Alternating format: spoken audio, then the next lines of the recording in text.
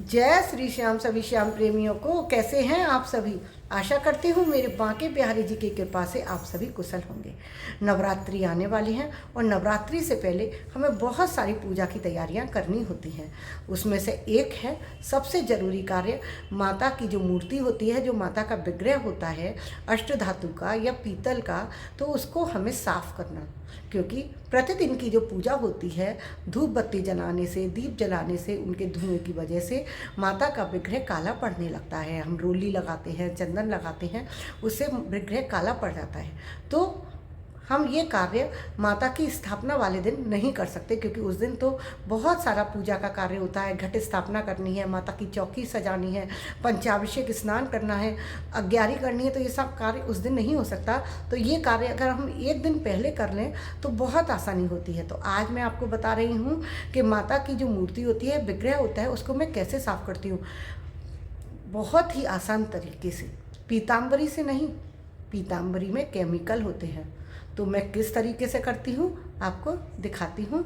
Video के अंत तक बने रहिएगा, बहुत अच्छे टिप्स भी दूंगी आपको माता की मूर्ति साफ़ करने के, और पूजा के बर्तन जो होते हैं पीतल के, उनको भी साफ़ करने के। तो बने रहिएगा मेरे साथ। माता की मूर्ति को स्वच्छ करने के लिए, चमकाने के लिए, सबसे पहले तो मैंने एक ये पात्र ले लिया है। अब उसके ऊपर मैं ये थाली रखूंगी, देखिए, जिससे कि जो हम माता का जब स्नान कराएंगे ना, तो वो माता के ऊपर दोबारा से वो गंदगी ना लगे, है ना, जो गंदगी निकलेगी। अब हम माता को बैठा लेंगे इस पर, ठीक है। आप देख पा रहे हैं, देखिए, अब मैंने माता को अपनी को बैठा लिया है। अब मैं क्या करूँगी, देखिए, है ना, अब मैंने माता को बैठा लिया। अब पहले तो मैं माता की जो बिंदी लगी है ना, उसको हटा दे रही हूँ। अब मैं एक कटोरी खट्टा दही लिया है, ठीक है, एक कटोरी खट्टा दही लिया है। और देखिए, इसमें आप देख पाएँ इसीलिए, और मैंने आमचूर पाउडर लिया है, खटाई, ठीक है। अब मैं आमचूर पाउडर को दही में मिक्स करूँगी। ये 3 दिन पुराना दही है, इसके लिए खट्टा दही ही लिया जाता है, ताज़ी दही से ये नहीं साफ़ होगी। देखिए, 2 चम्मच, और ये 3 चम्मच, और ये 4 चम्मच, 4 चम्मच, और एक ये थोड़ा सा और मिला लिया। अब हम इसका एक पेस्ट बनाएंगे, ठीक है। 4 चम्मच खटाई डाली, अब मैं इसका एक पेस्ट बनाऊंगी, ठीक है।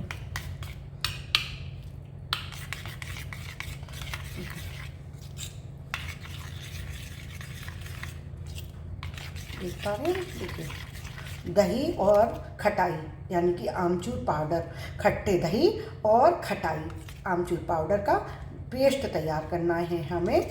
अच्छे से मिक्स करना है इसको, जिससे कि खटाई फूल जाए, उसका जो असर है वो उसमें आने लगे दही में। अगर कम फेंटेंगे ना तो अच्छे से वो असर नहीं देगी। अब हम क्या करेंगे, अब हम इस खटाई को हाथ की सहायता से माता के विग्रह पर लगाएंगे। देखिए, ऐसे करके हम माता के पूरे विग्रह पे इसको लगा लेंगे हम, ठीक है। जैसे हम उपटन करते हैं ना, तो अपने सारे शरीर पर बेसन और दही का उपटन लगाते हैं, तो उसी तरीके से ये माता का उपटन है। तो देखिए, ये हम माता के सारे शरीर पर, जो माता का विग्रह है वहाँ पर, देखिए, अब मेरी मूर्ति, जबकि मैं हर 15 दिन में साफ़ करती रहती हूँ, फिर भी पूजा की वजह से काली हो ही जाती है। पीतल की मूर्तियों का यही होता है, अष्ट धातु की मूर्तियों का, कितना भी आप साफ़ करोगे लेकिन कुछ दिन में फिर से काली होने लगती हैं। तो उसका यही उपाय है कि हमें कंटिन्यूअस अपने विग्रहों को साफ़ करते रहना होता है। अगर जो लोग नहीं करते ना, तो उनके फिर बिल्कुल लेयर्स जम जाती हैं, तो लेयर्स जम जाती है ना, फिर उनका निकलना बहुत टफ होता है, क्योंकि फिर उनकी केमिकल क्लीनिंग करवाते हैं लोग, है ना, देते हैं ना, आजकल चल रहा है कि ना हम साफ़ करते हैं, कलर करके देते हैं, भगवान का नया चमका के देते हैं, तो ये वो चीज़ है। लेकिन हम अपने भगवान को क्यों किसी के हाथ में दें? क्यों हम दूसरों से कहें कि हमारे भगवान को साफ़ करो या उनकी सेवा करो?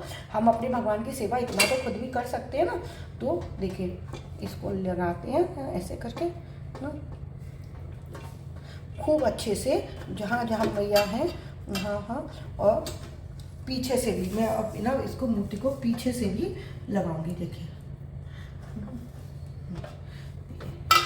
दही और खटाई का पेस्ट, याद रखिएगा, खट्टा दही होना चाहिए। मेन बात हमारी ये जरूर याद रखनी है आपको। अगर ताज़ी दही होगा तो आप कहेंगे कि फिर बाद में काम नहीं किया दीदी।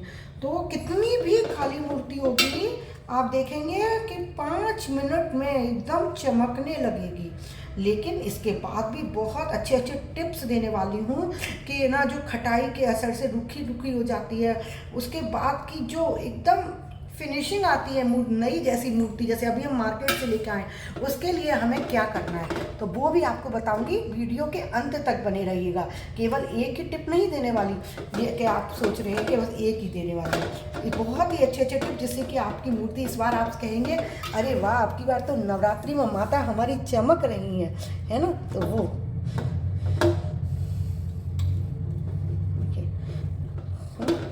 इसको खूब अच्छे से हाथ की सहायता से रगड़ना है।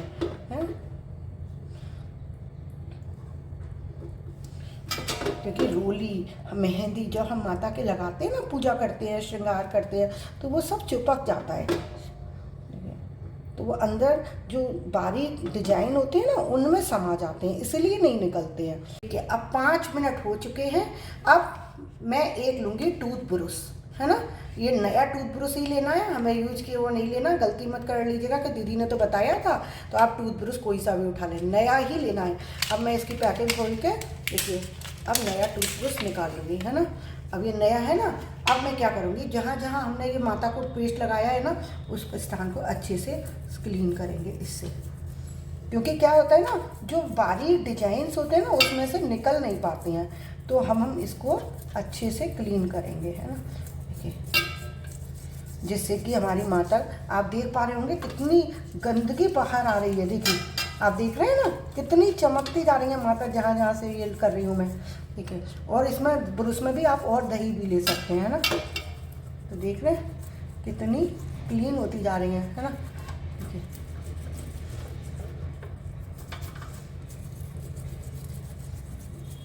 बस नया ब्रश लेना, ये जरूर याद रखिएगा, है ना।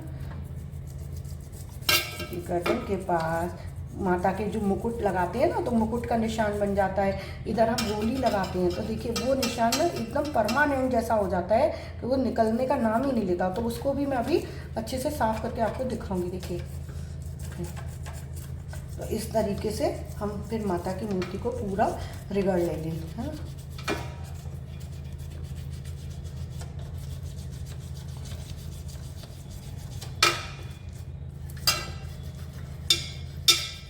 पीछे से भी कर देंगे, है ना, और हम पीछे से भी कर देंगे।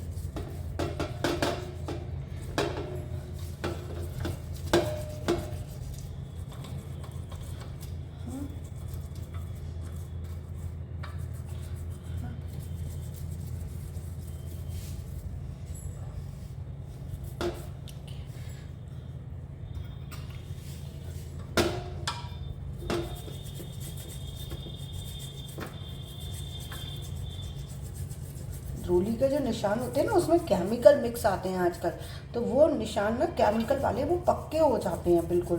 तो उसको हमें बहुत धीरे धीरे स्लोली उसको साफ़ करना होगा, तब वो जाके साफ़ होगा। जल्दी से नहीं होते हैं उसको। देखिए, आप ध्यान से देखिए कितने अच्छे से जो एकदम डार्क वो हो रहे हैं ना, देखिए कितना साफ़ हो गया। देखिए माता का फेस,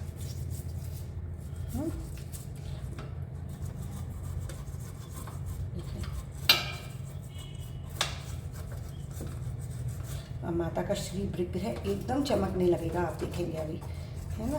अब मैं कराती हूँ माता को स्नान। देखिए, मैं अपना ब्रश भी साफ कर लेती हूँ। अब देखिए, मैं माता को कराती हूँ स्नान। देखिए, अब आप खुद ही बताना मुझे कमेंट करके। अभी तो एक प्रोसीजर हुआ है, उसमें ही देखिए, अगर आप चाहें तो ये वाला प्रोसीजर 2 बार कर सकते हैं। देखिए, है, देखिए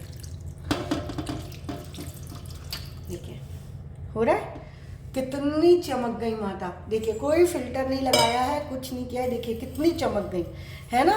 अभी हमें क्या करना है, एक काम और करना है। तो वो काम क्या है, मेरे को लेनी है एक कटोरी, और कटोरी में मिलाऊंगी मैं चंदन पाउडर। देखिए देखिए, ये चंदन पाउडर है ना, कोई सी भी कंपनी का ले सकते हैं आप, है ना।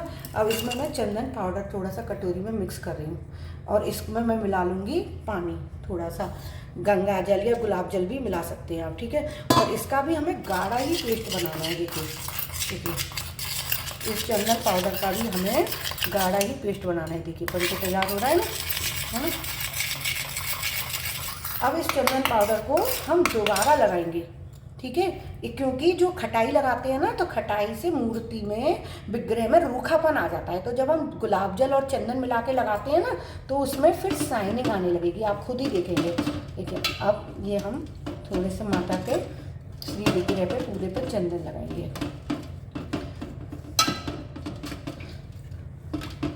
नवरात्रि से पहले जन्माष्टमी पर भगवान श्री कृष्ण की, लड्डू गोपाल जी की मूर्ति, राधा कृष्ण की, पीतल के बर्तन साफ करने हो तो आप कुछ भी चीज़ इस तरीके से साफ करके और बड़े आसानी से चमका सकते हैं। इससे आपके भगवान का मंदिर है ना जगमगाने लगेगा। कोई भी देखेगा ना तो उसको लगेगा कि अभी आप नए मूर्ति लेकर आए हैं आपके, और बोलेंगे आप कैसे सेवा करते हो, आपके भगवान तो बड़े चमक रहे हैं, है ना। और फिर नवरात्रि में तो हमें माता को सजाना होता है ना, केवल एक वस्त्र पहनाने से, नए श्रृंगार करने से तो माता को नहीं अच्छा लगेगा ना। उनके ऊपर जो गंदगी की लेयर चढ़ गई है, जो धुएं की, तो हमें तो मेन तो वही साफ करनी है ना। तो देखिए माता के श्री चरण है ना, शेर होता है माता का, जो सिंह होता है उसको भी साफ करना होता है, क्योंकि वो माता का प्रिय होता है ना। अब अभी ये माता के ऊपर ये लगा के, है ना, पूरे में हम ये लगा देंगे, है ना।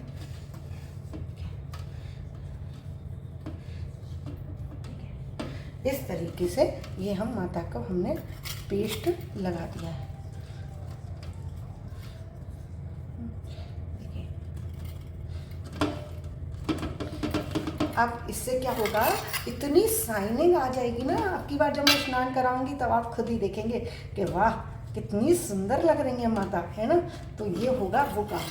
1 मिनट में जब तक हाथ अभी आपको दिखाती हूँ, इसको 1 मिनट के लिए छोड़ दीजिए चंदन को लगा के, ठीक है। मैं वीडियो में दिखा रही हूँ, ज़्यादा लंबा वीडियो हो जाएगा इसलिए तुरंत करके दिखा रही हूँ। नहीं तो आप क्या करें, 1-2 मिनट इसको रेस्ट करने दें, चंदन को लगा रहने दें। जैसे हम अपने उपटन लगाते हैं तो फेस पैक लगाते हैं तो 2-4 मिनट के लिए सूखने देते हैं ना, फिर रगड़ते हैं, तो उसी प्रकार इसको सूखने दें। अब हम क्या करेंगे, अब हम इसको दोबारा से वॉश करेंगे, ब्रश की सहायता से रगड़ेंगे, स्क्रबिंग करेंगे, है ना। देखिए तो जहाँ जहाँ पर वो ना हमने जो लगाया था ना दही और बेसन, अगर रह गया होगा कोई हिस्सा तो इस चंदन की सहायता से बहुत चमकने लगेगा, और वो जो उसकी लेयर है वो भी छूट जाएगी। देखिए ब्रश नया लेना है, ये जरूर याद रखिएगा, है ना। और कोई क्वेरी हो आपकी, कोई क्वेश्चन हो तो आप मुझसे कमेंट में पूछ सकते हैं, देखिए, है ना। अब आपका देखिए इस तरीके से ये हो गया। मैं एक बार हाथ वॉश कर लेती हूँ, फिर आपको दिखाती हूँ स्नान करा के।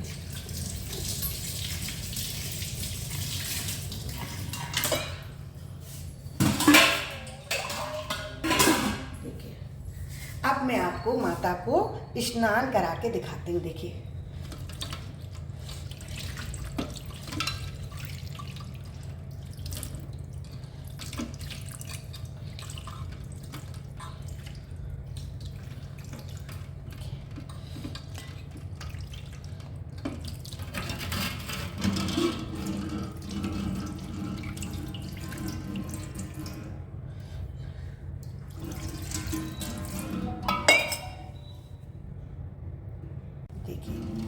अब माता चमक रही है ना, बिल्कुल कितनी साफ, देखिए कितनी साफ है ना।